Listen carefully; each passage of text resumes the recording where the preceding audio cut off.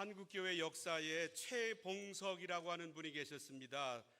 1869년도부터 1944년도까지 살았습니다. 이분은 조선시대 정부 관리로 있었습니다. 그러던 어느 날 공금 횡령 사건에 연루가 되었습니다. 그래서 삭주라고 하는 곳으로 유배를 당했습니다. 삭주는 저 백두산에서 서쪽으로 물이 흘러 압록강이 쭉 진행되고 한 3분의 2 정도 간 지점에 있는 조그마한 도시를 가리킵니다. 그런데 거기에서 교회를 설립한 백유계라고 하는 사람의 전도를 받고 기독교인이 되었습니다. 유배당한 것이 복이 되었습니다. 그는 성령 체험을 하고 신학교도 지원했습니다. 나중에 목사가 되었습니다. 그는 만나는 사람마다 예수 믿으라고 전도를 했고 평양 시내에서 그의 전도를 받지 않은 사람이 없었습니다. 그의 전도 표제는 예수천당 불신지옥이었습니다. 어느 날 평양의 백동거리를 지나가고 있을 때 수많은 사람이 듣도록 예수천당 불신지옥을 외쳤습니다. 마침 그때 일본군 연대장이 말을 타고 시장터를 지나고 있었습니다. 이 최봉석 목사는 그를 향하여 큰 소리로 예수천당 불신지옥을 외쳤습니다. 그 소리가 얼마나 우렁찼던지 연대장이 탔던 말이 깜짝 놀라 뛰었습니다. 그러자 그 말 위에 탔던 연대장이 그만 떨어져 땅바닥에 고꾸라지고 말았습니다. 화가 난 연대장은 이 최봉석 목사를 일본군 주재소로 데려가 온갖 매질을 가했습니다. 그런데 일본 군인이 때릴 때마다 예수천당 불신지옥을 외쳤습니다. 세게 때리면 때릴수록 그의 소리도 더 커졌습니다. 그러자 일본 군인은 이 최봉석 목사를 향하여 눈으로 바라보며 어떻게 당신은 건들기만 하면 예수천당 불신지옥이 입에서 나오냐 이렇게 물었습니다. 이때 이 최봉석 목사님이 한 말이 있습니다. 내 속에는 예수님밖에 들어있는 것이 없기 때문에 건들기만 하면 예수님이 나오는 것이요 라고 대답했습니다. 그러자 일본 군인은 이 최봉석 목사님을 풀어주었습니다. 이분이 예수 천당하고 다니면 사람들이 천당이 어디에 있는가 한번 보여달라고 물었습니다. 그러자 이분은 천당이 어디에 있기는 바로 내 안에 있지 라고 대답을 했습니다. 예수님은 오늘 두 번째로 읽은 성경 마태복음 13장에서 그 천당, 천국을 설명하고 있습니다. 그런데 오늘 예수님이 말씀하시는 천국은 우리가 장차 가게 될 천국만이 아니라 이 땅에서 이미 시작한 천국을 가리키고 있습니다. 이렇게 말씀하시려고 비유를 사용하셨습니다. 우리는 천당을 소개받은 사람들입니다. 천당을 선물로 받았습니다. 천당, 천국 같은 말입니다. 오늘 여기에서 이미 누리고 있는 천국은 어떤 특징이 있습니까? 예수님은 겨자씨 비유를 통하여 우리들에게 말씀하십니다. 첫 번째, 천국은 작게 시작하여 아주 크게 자라납니다. 예수님은 오늘 말씀에서 겨자씨를 예로 들고 있습니다. 31절을 읽어보겠습니다. 또 비유를 들어 이르시되 천국은 마치 사람이 자기 밭에 갖다 심은 겨자씨 한 알 같으니 무엇이든지 작다라고 하는 말을 표현하는 각 나라마다의 표현법이 있습니다. 예수님 당시에는 이스라엘 사람들이 가장 작은 것을 말할 때 겨자씨만하다라고 표현을 했습니다. 실제로 식물학적으로 당시에 겨자씨보다 더 작은 씨앗들이 있었다고 합니다. 그렇지만 일반적으로 거의 모든 사람들은 가장 작은 것에 대하여 말할 때 겨자씨와 같다고 말을 했습니다. 그런데 이렇게 작은 겨자씨가 땅에 심겨졌습니다. 여기에서 놀라운 일이 일어났습니다. 32절 말씀을 보겠습니다. 이는 모든 씨보다 작은 것이로되 자란 후에는 풀보다 커서 나무가 되며 공중의 새들이 와서 그 가지에 깃들이느니라. 이 겨자씨가 땅에 심겨졌습니다. 팔레스틴 땅에서 자라나 그 키가 4m보다도 더 아주 높게 자라났습니다. 이 겨자씨의 예를 통하여 예수님께서 말씀하시는 의도는 어디에 있습니까? 우리가 받은 예수 믿는 믿음은, 우리가 선물로 받은 복음은 아주 작게 시작합니다. 아주 보잘것없는 모습으로 출발합니다. 겉으로 보기에 우리 예수 믿는 이 신앙은, 하나님 나라는, 천국은 매우 초라한 모습으로 시작합니다. 우리 기독교는 마구간에서 시작했습니다. 예수님은 말구유에서 시작하셨습니다. 그것도 도시가 아닌 변두리에서 시작하셨습니다. 예수님이 태어나신 곳은 베들레헴인데 이 베들레헴이 도대체 이스라엘 땅에서 어떤 곳이었는지 미가서 5장 2절은 이렇게 예언합니다. 베들레헴 에브라다야, 너는 유다 족속 중에 작을지라도 이스라엘을 다스릴 자가 네게서 네게로 나올 것이라. 베들레헴은 유다 족속 마을들 중에서 아주 작은 곳이었습니다. 그래서 누구도 예수님의 탄생을 주목하지 않았습니다. 그러나 바로 거기에서 태어난 예수님을 통하여 하나님 나라 구원을 이루셨습니다. 우리 한국까지, 그리고 몬트리올까지 예수 믿는 사람들이 이렇게 많게 되었습니다. 하나님 나라는 참으로 신비합니다. 큰 것에 그 모습이 담겨져 있지 않습니다. 화려하고 영광스러운 것도 아닙니다. 하나님 나라는 아주 지극히 작은 모습으로 시작합니다. 가끔 우리 교우들 댁을 신방하다 보면, 혹은 사업장을 방문하다 보면 성경 구절을 적어서 액자로 만들어 이렇게 벽에 걸어놓는 모습을 발견하기도 합니다.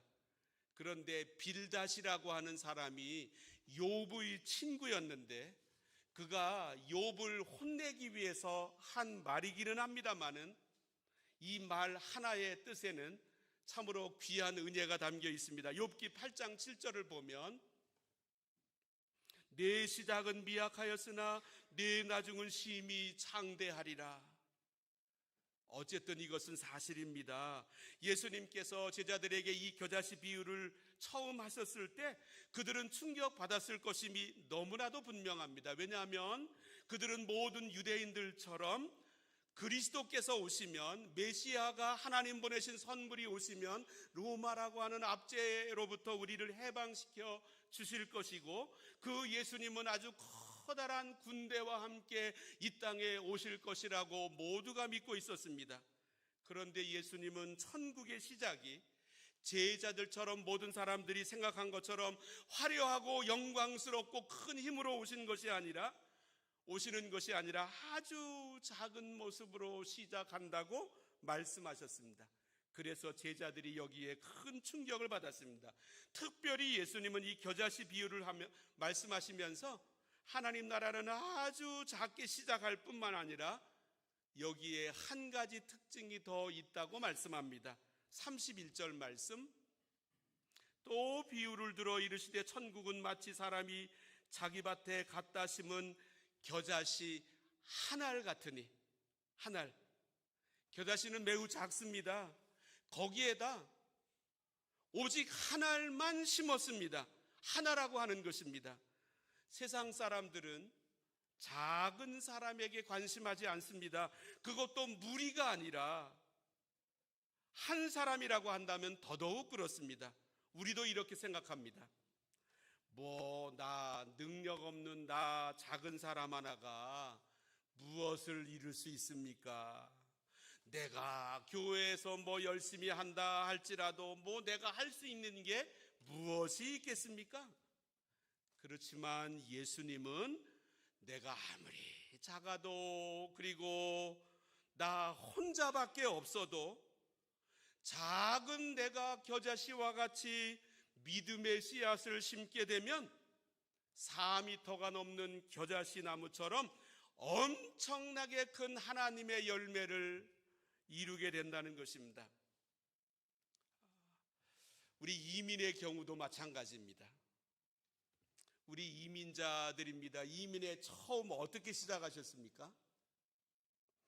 요새는 다는 아니라 할지라도 거의 대부분 많은 것들을 손에 들고 와서 시작합니다. 한 1년치 생활비는 적어도 가지고 옵니다. 아니 몇 년치 생활비를 이미 가지고 온 분들도 계십니다. 뿐만 아니라 어느 정도 작은 사업을 내가 시작할 만큼 자본을 들고 온 분들도 요새는 상당히 많습니다. 그런데 지금으로부터 한 40년 전, 50년 전만 해도 거의 다 그러지를 못했습니다. 한국 사회에 돈이 없었습니다. 뿐만 아니라 개인적으로 돈이 있었다 할지라도 정부는 그 돈을 가지고 밖으로 나가도록 허락하지 않았습니다. 그래서 이민 온 모든 사람들이 다 빈손으로 시작했습니다. 그랬음에도 불구하고 와서 뿌리를 내렸고 자기 사업도 경영하게 되었고 삶의 터전도 이루게 되었고 그분들의 자녀들을 여기에 주류사회에 진출도 시켰고 교회도 섬겼고 다른 사람들도 도와주기도 했습니다. 우리 한국인들은 배추를 먹고 있는데 혹시 식품점에 가서 배추를 사올 때 그 껍데기에 가장 많이 쓰여 있는 배추 상표 이름 혹시 기억하십니까? 유한배추입니다. 유한농장에서 나온 이 농장의 주인이 강신봉 씨입니다. 이분은 1965년 건국대학교를 야간으로 졸업했습니다. 한국의 국제관광공사에서 운영하던 대한여행사에서 통역으로 2년을 했습니다. 그리고 군대 생활을 하면서 공군에서 관제사 일을 했습니다. 당시 캐나다 정부가 관제사 취업 이민을 받아들였기 때문에 1968년 11월 이 온태리오주로 오게 되었습니다. 그런데 막상 와서 이민의 목적이었던 관제사가 되지 못했습니다. 왜냐하면 영어는 제법 할 줄 알았지만 관제사를 하려면 캐나다에서 불어, 영어, 이중 언어가 필수였는데 이분은 불어를 전혀 할 줄 몰랐기 때문입니다. 그는 이곳에 와서 아무런 직업도 갖지 못하고 막노동 일을 시작했습니다. 하루하루를 막노동으로 연명하게 되었고 철공소에서 일을 하다 오른손이 기계에 끼어 손이 부서지는 그 어려움도 당했습니다. 그리고 수화물들을 붙이고 차에서 내리고 하는 힘든 일도 했습니다. 1년이 지났습니다. 1969년 연방 철도청에 들어가 일을 하게 되었습니다. 부인도 자리를 잡았습니다. 간호사가 되었습니다. 어느 정도 가정에 수입이 생겼습니다. 그런데 그는 평범한 생활에 만족할 수가 없었습니다. 그가 1974년 저 토론토 북쪽에 싼 값으로 구입한 밭에 채소를 재배하기 시작했는데 일을 본격적으로 하겠다고 다른 일들을 내려놓았습니다. 그리고 배추도 무도 많은 농작물들을 재배해서 캐나다 전역에 유한배추 유한농장이라고 하는 이름으로 지금까지 공급해 왔습니다. 빈손으로 시작했는데 한인 사회에서 자신의 삶을 우뚝 세운 이민 1세대의 입지적인 인물이 되었습니다. 빈손으로 이민 생활을 시작하셨다고요? 창세기 28장에 나오는 야곱처럼 아무것도 없이 이민의 길을 처음 시작하셨다고요? 얼마든지 할 수 있습니다. 이 야곱은 형과의 갈등 때문에 집에 있을 수가 없었습니다. 그래서 그의 어머니는 자기의 오빠가 있는 밧다람 아람이라고 하는 지역으로 둘째 아들 야곱을 보내기로 결정합니다. 야곱은 어머니가 싸준 개나리 보찜은 하나 가지고 한 번도 가보지 않은 그 광야의 길에 발걸음을 내어 디뎠습니다. 광야에서 하늘에서 내려오는 이슬을 맞으며 돌베개를 베고 잠을 자게 되었습니다. 이민 오셔서 이 야곱처럼 밤에 잘 곳이 없어서 저 들이나 산에 가서 이슬을 맞아가며 돌베개를 베고 잠을 주무신 분 계십니까? 야곱이 얼마나 힘들었던지 그때의 기도 제목이 이렇게 나와 있습니다. 하나님께서 먼저 그에게 나타나셨습니다. 지금 내가 누워있는 땅을 내가 너와 네 자손에게 주리니 네 자손이 땅의 티끌같이 되어 내가 서쪽과 동쪽과 북쪽과 남쪽으로 퍼져나갈지며 땅의 모든 족속이 너와 네 자손으로 말미암아 복을 받으리라. 아직 결혼도 하지 않았는데 내가 너와 함께 있어 내가 어디로 가든지 너를 지키며 내가 내게 허락한 것을 다 이루기까지 너를 떠나지 아니하리라. 하나님의 방문을 받았습니다. 그때 야곱이 하나님께 서원 기도를 하는데 이때의 서원 기도가 창세기 28장 20절 21절에 이렇게 쓰여 있습니다. 야곱이 서원하여 이르되 하나님이 나와 함께 계셔서 내가 가는 이 길에서 나를 지키시고 먹을 떡과 입을 옷을 주시어. 이 말씀은 내가 가는 이 길에서 안전을 담보할 수 없다라고 하는 것입니다. 그리고 당장 내게 먹을 떡이 오늘도 필요하고 내일도 필요하고 입을 옷도 필요하고 그리고 나의 소원은 다시 아버지 어머니의 집으로 돌아오는데 이것도 감당할 수 없다고 그는 21절에서 이렇게 말합니다. 내가 평안히 아버지의 집으로 돌아가게 하시오면 그가 먹을 떡, 입을 옷 등 생존 그리고 안전에 대한 대책이 그에게 없었다라고 하는 뜻입니다. 의식주가 하루하루를 살아가는데 그에게 다급한 과제였습니다. 이렇게 시작한 이민 생활이었지만 하나님이 그를 지키셨습니다. 그를 세우셨습니다. 그는 상당한 양을 소유하고 많은 가족을 거느린 채 20년 만에 자기 집 브엘세바로 돌아옵니다. 형 에서와 화해하게 됩니다. 70명의 가족을 이루게 되었습니다. 뿐만 아니라 12아들들 중에서 한 명 요셉은 애굽에서 총리 대신까지 되게 되었습니다. 이민 생활을 아무것도 없이 시작하셨다고요? 하나님께서 크게 만드십니다. 그런데 이렇게 하나님께서 크게 만드시는 이유가 있으십니다. 32절을 다시 읽어보면 이는 모든 씨보다 작은 것이로되 자란 후에는 풀보다 커서 나무가 되매 공중의 새들이 와서 그 가지에 깃들리느니라. 이런 말이 있습니다. 나무는 자기가 맺은 열매를 자신이 먹지 않는다. 나무는 자기가 맺은 열매를 자신이 먹지 않는다. 겨자씨와 같이 작았습니다. 그런데 하나님께서 키워주셔서 4m가 넘게 되었습니다. 여기에 많은 새들이 와서 편안하게 안식을 취하며 깃들일 수 있도록 장소를 제공해 주게 되었습니다. 하나님께서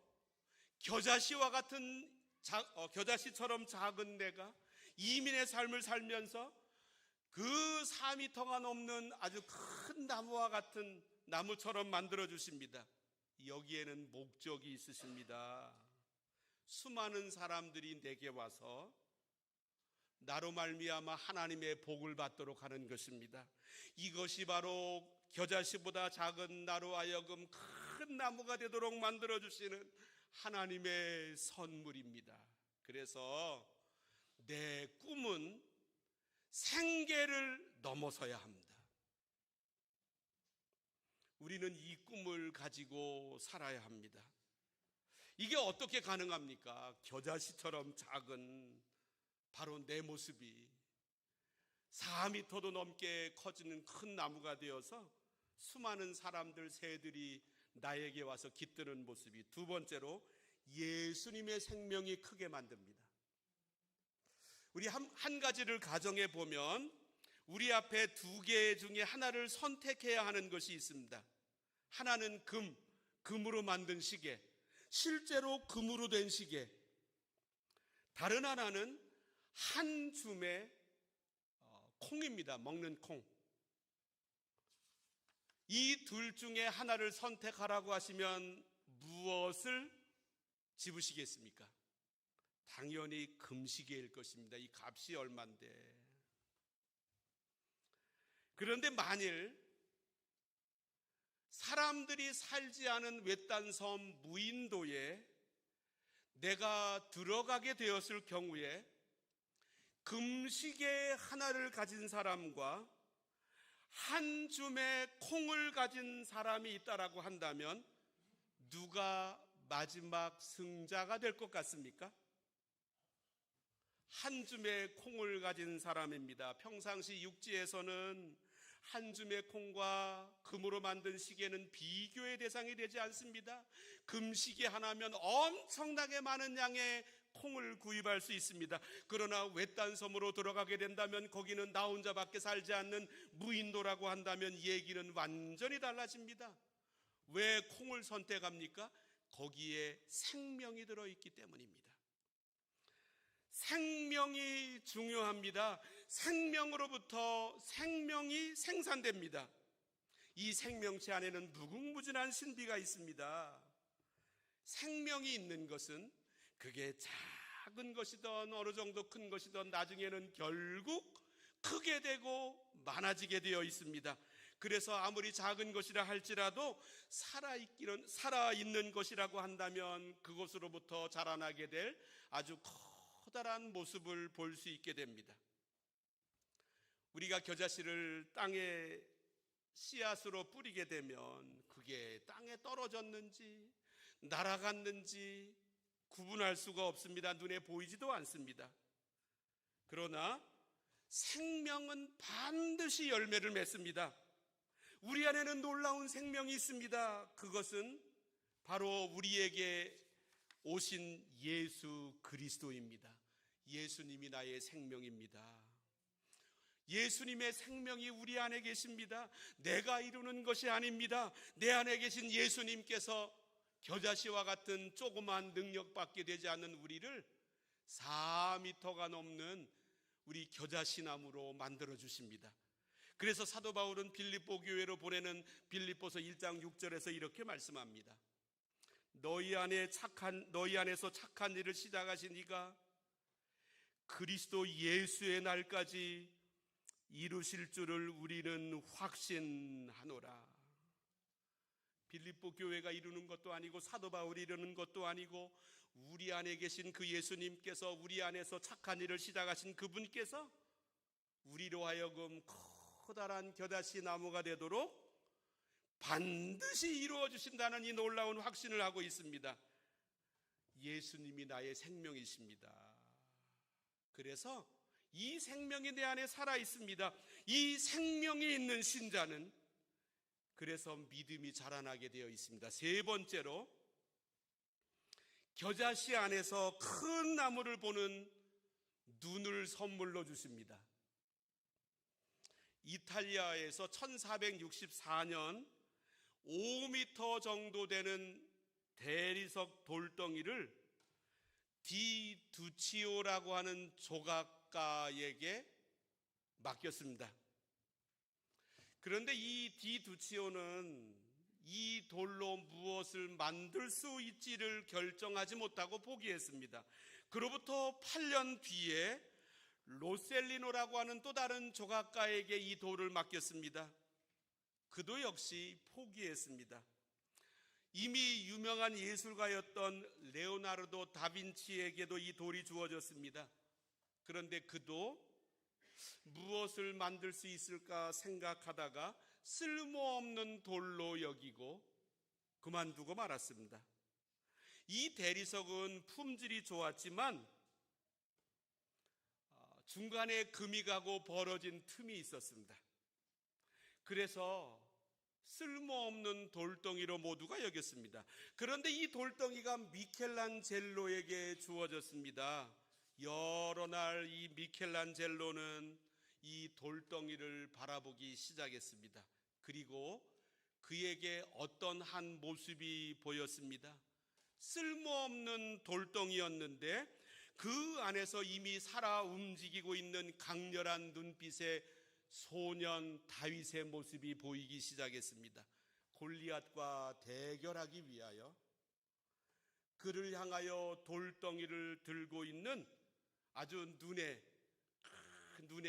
정열이 담겨 있는 다윗의 모습이 그의 눈에 보이기를 시작했습니다.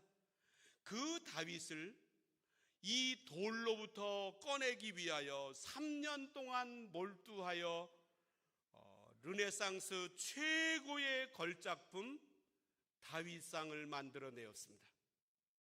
예수님은 겨자씨 한 알에서 놀라운 모습을 미리 보셨습니다. 자란 후에 변해 있을 모습을 32절 다시 한번 읽어보겠습니다. 이는 모든 씨보다 작은 것이로되 자란 후에는 풀보다 커서 나무가 되매 공중의 새들이 와서 그 가지에 깃들리느니라. 이 얼마나 멋진 모습입니까? 예수님은 겨자씨를 보시면서 그 나무에 앉아 지저귀는 새의 노랫소리를 이미 듣고 계셨습니다. 그래서 3년 동안 열심히 겨자씨를 뿌리셨습니다. 아시다시피 지금 한국의 조선업은 세계 최고입니다. 캐나다에 60조짜리 잠수함을 수출한다고 작년부터 아주 들떠 있고 세계 최고 수준의 대형 선박을 만들고 있습니다. 핵잠수함도 만든다고 합니다. 그런데 한국이 이런 선박 강국이 되기까지 비화가 있었습니다. 현대그룹의 정주영 회장은 저 미포 해안가를 보면서 거기에 세계적인 선박 회사가 서는 모습을 그리고 있었습니다. 당시에 아무것도 없었던 그냥 일반적인 해안가였습니다. 이곳에 조선소를 짓기 위해 돈이 필요했습니다. 그러나 나라도 그 자신도 은행도 그에게 돈을 대줄 수가 없었습니다. 그래서 1971년 이 조선소를 건립하기 위해 자금을 마련하기 위해서 영국 애플도어라고 하는 곳에 롱바텀 회장을 찾아갔습니다. 우리가 조선소를 만들어서 조선소를 지어서 배를 만들어 세계로 팔 예정입니다. 그러니 돈을 대출해 주십시오. 그런데 이 롱버텀 회장은 이런지하에 거절했습니다. 조선소도 없지 않느냐? 배를 만들어 본 경험이 하나도 없지 않느냐? 그런데 어떻게 당신을 믿고 이 큰 돈을 빌려줄 수 있느냐? 그때 정주영 회장은 500원짜리 지폐를 꺼내 그 뒷면에 있는 거북선을 그에게 보여주었습니다. 당시 실제로 쓰이던 이 500원입니다.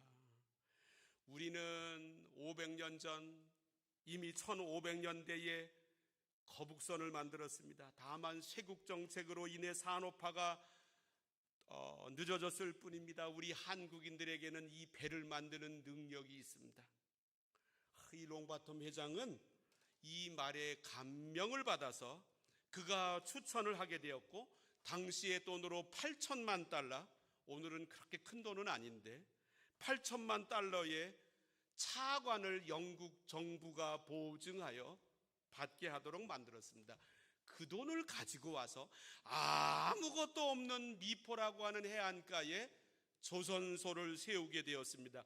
이 정지영 회장은 그 일을 하기 전부터 아무것도 없었던 이 미포의 해안가에 세계적인 선박 회사가 세워지는 모습을 미리 두 눈에 보고 있었습니다. 하나님께서 우리들에게 선물하십니다. 그 선물의 주된 내용은 무엇이겠습니까? 환경이겠습니까? 돈이겠습니까? 하나님의 선물은 보는 눈으로 나타납니다. 어떤 사람의 눈에는 겨자씨 한 알밖에는 보이지 않습니다. 그러나 예수님처럼 내게는 겨자씨 안에 담겨져 있는 4m 이상 자라나고 거기에 새들이 깃들고 새들이 지저귀는 소리가 내 귀에 들리는 이 모습이 내게는 미리 보이게 되었습니다. 왜 이렇습니까? 하나님의 선물을 받았기 때문입니다. 이 눈이 보여야 합니다. 어떻게 해요? 미리 겨자씨 한 알에서 4m 높게 자라난 이 큰 나무의 모습을 미리 보고 계셨던 그 예수님께서 내 안에 계시기 때문입니다. 그 예수님께서 나로 하여금 예수님처럼 눈을 열어주시기 때문입니다. 지금 내가 가지고 있는 게 중요한 게 아닙니다. 내가 많은 것을 가지고 있다고 해서 그것이 계속 큰 것으로 발전한다는 보장이 없습니다. 반대로 내게 아무것도 없다 할지라도, 가지고 있는 것은 겨자씨만한 것 하나만 가지고 있다 할지라도 이것이 변하여 4m가 넘는 놀라운 겨자씨 나무의 모습으로 바뀌게 됩니다. 이 눈을 선물로 받은 사람은 복된 사람입니다.